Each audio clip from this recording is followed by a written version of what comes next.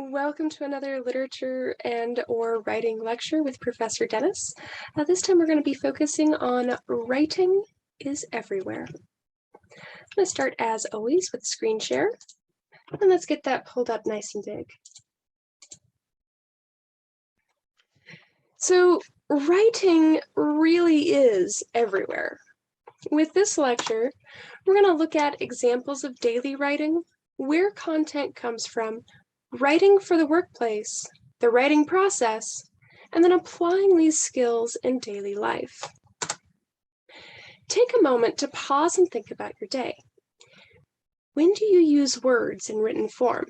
Nope, you didn't stop to really think about that long enough. I want you to really consider it. Do you have a smartphone? Look down at that phone. How often do you text from it? That's writing. How often do you post to social media with it? That's writing. What about email? That's writing too. If you really paused to consider all the ways you are already creating content, you might surprise yourself. What does that mean for this class? It means that you already have a strong basis in writing. What we'll be doing in here is polishing up those skills a bit and smoothing out what you're already doing to create a more professional and academic tone. Now that we've established how you are already a budding writer in disguise, let's take a look at some of the areas where writing happens all around you. I'm going to take you back to that instance of social media. I'm sure you've scrolled through and found a quiz or two, but where do those come from? Well, someone had to write the questions and the answers. What about that clickbait article that annoyed you because they lured you in with a catchy headline and then waited until the tail end to actually get to the point? Someone had to write that too. And that scandalous article about your favorite celebrity? That came from a writer. Everything you see on the web has to be created by someone. We don't have the setup for AI to generate all of our content yet. That means that all of those items you keep searching up on the web and finding millions of pages of hits were created by real people. That's a lot of content when you stop to think about it. And what about those articles you read where even you are cringing at the poor quality of writing?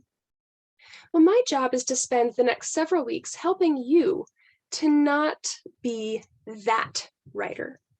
While you might not want to generate your own blog or vlog or YouTube channel, you are at some point going to want to be heard beyond the confines of our classroom discussion boards, beyond the confines of academic papers. For your audience to trust that you are a quality source of information, you will need to have a good command of the English language and the tools and skills presented in this class as we move forward. Even if you decide that what you learn in here will never apply to anything else you do, I can promise you that it will apply to your writing in the workplace. Depending on the type of career path you take, there will be any number of aspects of writing where your research skills, proper grammar, and writing techniques will apply. Some types of writing will require your ability to insert a personal perspective. Some will require a completely objective view on an item you may be passionately for or against. But you still have to be fair and objective about that topic, no matter how you feel. Some forms of writing for work might require a presentation of information to your colleagues and peers. Others, research and persuasion. With this next segment, we're going to dive into the writing process. For most of you, you've been writing for long enough that you likely don't even consider the different stages of writing that take place because it's so second nature to you. There are 7 stages to writing, and they're not always linear. Those 7 stages include pre-writing, planning, the writing itself, responding, revising, editing, and finally, publishing. We're going to dive a little deeper into each one of these steps to help you understand the value of each phase. Pre-write, at its base, is a form of brainstorming. This could look like any number of tools depending on you and how your brain works best for this phase. You might do best by writing a word in the middle of a blank page of paper and then spiderwebbing out from there with various ideas that spring to mind. Maybe you're more verbal. If so, your brainstorming might consist of talking to a few different people about your topic or ideas. Perhaps you are one who does better with a free write, where you put the pen to paper or the fingers to keyboard and just let those thoughts flow out from there. Whatever method works best for you is the right method. As we are all different, our pre-writing approaches will also be different. I love to read and gather clips of ideas from a bit of everything. I jot down my ideas on note cards and file them for when I have a bit of a dry spell, or what most would call writer's block. What about you? Pause for a moment to consider when and where your best ideas come from. Use this as the base for your own pre-writing. No matter how your brain works best, there is one essential step that will always make writing easier: planning. Many writing courses will teach you a variety of organizational tools so that you can be exposed to multiple types of planning tools to find the one that works best for you. This could range anywhere from the basic outline to the use of index cards to graphic organizers and even full sentence outlines. No matter what, it is important to be open to this phase of writing so that you can gather new writing tools that will serve you well throughout the course of your life. Once you're well versed in an aspect of planning that works well for you, your brain can actually naturally map out your desired piece without having to jot it all down. Now, bear in mind that this level of planning takes years of practice to obtain. So, for the purposes of this course, let's assume that there will be writing check-in points that include the planning phase. Just as with the pre-writing and planning phase, the actual writing phase of the piece will also vary based on how your brain works best. Some students do best by sitting down and pounding out an entire paper at one time. Others do better by taking things one chunk at a time. No matter what, the key is to plan for success. You'll need to make sure that you schedule time during your week to do what we writers call planting yourself in the seat. That means you have to make the time for this writing to happen. We can't just sit there and wish for it to happen. We have to show up to our computer or pen and paper, ready to do the work.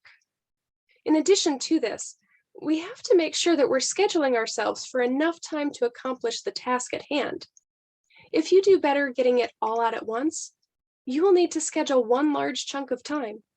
If you do better taking the paper in stride, you will need to schedule multiple mini sessions throughout the week to get each segment of your paper completed. No matter what, be sure to block off enough or even more time than what you will need so that you can have the level of success you wish to see in this course. Responding is when you share your work with another writer to gain insight on tone, structure, and even grammatical and technical issues. Writing does not happen in a bubble. Even professional authors will tell you that they commune with other writers. They share their work with others to gain new insights and new perspectives. Why? Because we all know what we wrote, or at least what we wanted to write. When we read through our own work, it's going to make complete sense to us because our brain will fill in any holes or gaps that might be there. But the outside listener or reader will catch the areas that might sound awkward or clunky. They'll be able to tell you if you're missing information or have gaps that need to be filled in. or if you have vague language that needs clarified. They will see what you do not. And this is valuable to you as a writer. That being said, the response phase only works if you put in honest responses for your peers. There cannot be any good job reviews. They have to be honest and complete. That being said, you don't have to be rude about it either. Just be matter of fact. Point out what you enjoyed, absolutely. But also point out any questions you're left with, or any areas that seem awkward to read through. If something feels incomplete to you as a reader, it likely is, and you should mention that as well. This process is really twofold. You see, as you learn to watch for these things in someone else's work, you become more attuned to finding the same types of mistakes in your own work so that you can fix and correct it.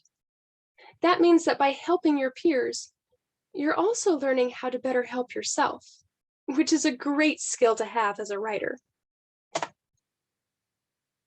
Revising is one step where I do oftentimes receive some pushback from students who do not understand the value of revising their papers. I can tell you as a professional author and editor that this is one of the most important stages of writing. This is where you get to polish up your rough edges and smooth out areas where you did what we writers like to call word vomit on the page. It's not pretty, but it gives you a place to start by providing you with something. Revising is where you get to sand down those edges and bring your piece to a smooth finish by finding the exact right word. It was Mark Twain who said it best. The difference between the almost right word and the right word is really a large matter. 'Tis the difference between the lightning bug and the lightning. What effect do you want to have on your reader? Do you want them to see the little lightning bug? Or do you want the lightning to strike your reader and really get their attention on the matter? If you said the lightning, and I truly hope you did, then you need this stage. Professional authors all over the world will spend hours revising a single sentence to get that lightning wording for their piece.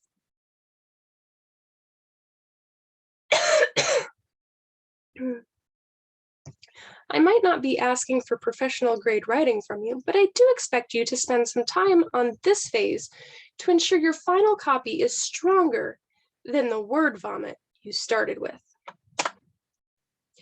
The editing phase goes pretty much synonymously with the revising phase. Anytime you are reworking a segment of your paper, you should be watching for anything grammatical that might need corrected. This could be subject-verb agreement. It might entail restructuring a sentence for a clearer flow. Maybe it has to do with capitalization. When you see a minor error, you fix it. It's as easy as that. This is definitely one of those stages that does not have to be linear. Although I do highly recommend always going through your paper one last time to do what Gregory Norris calls making it clean enough to eat off of. In other words, when you go through for one last glance, you should specifically be watching for grammatical items that might need to be corrected just to be safe. While the grammar and spell check are wonderful tools, they will not always catch when you use form instead of from, as both are words and both are spelled correctly. You might have meant from, but been typing so quickly that form came out of your fingertips. These easy and minor mistakes can add up if you're not careful. And while I do understand the glory of finishing the first draft, remember that it was your word vomit draft, and you have some work to do before the end. If you think I'm joking, ask me how many times I went through my first draft of my first completed manuscript before I even sent it off to my editor.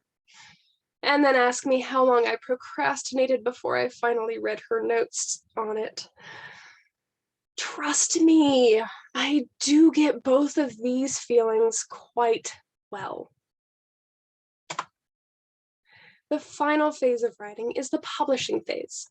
This could mean that you hit submit on a comment for a discussion board or social media post. It could look like hitting the send on an email, or it could be hitting the submit for your academic homework.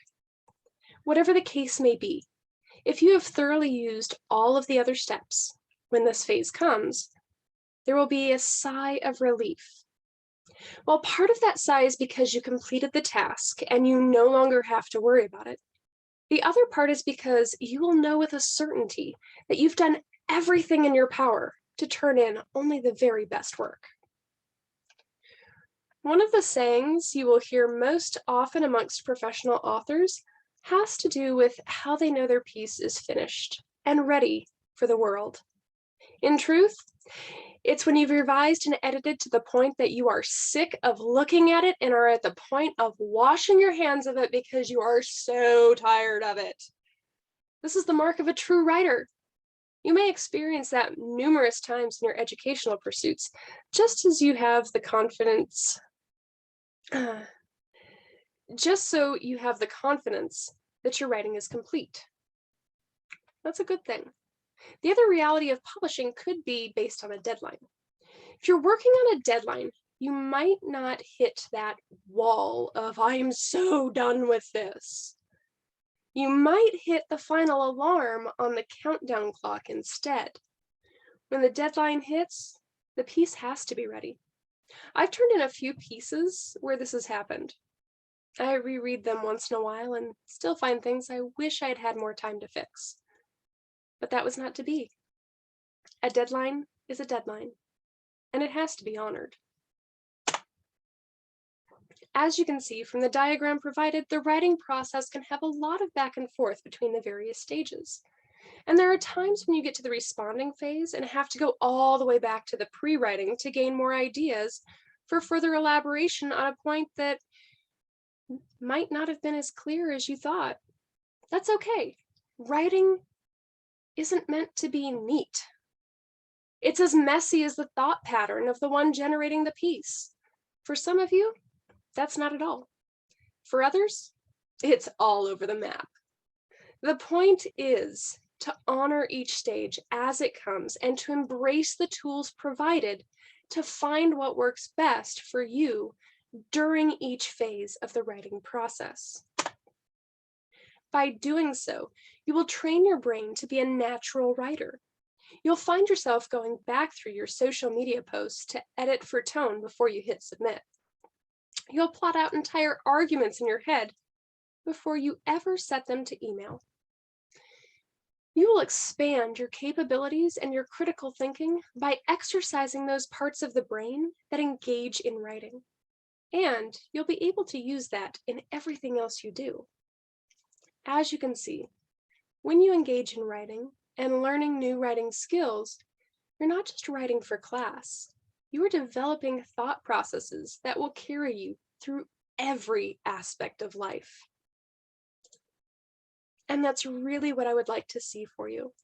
If you have any questions, comments, or concerns, please make sure you are using the inbox feature of your learning management system. I'm going to thank you for watching, and I'll catch you on the flip side.